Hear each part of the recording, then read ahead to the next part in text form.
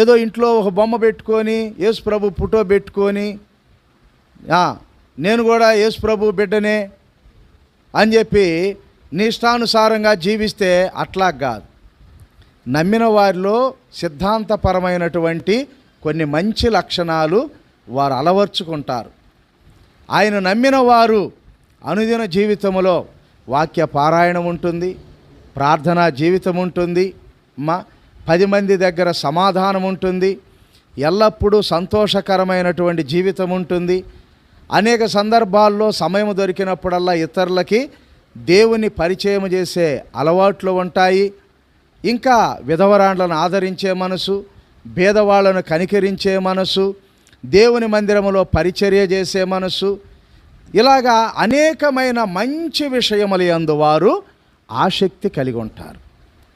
అలాంటి వారే నమ్మిన వారికి గుర్తులివి.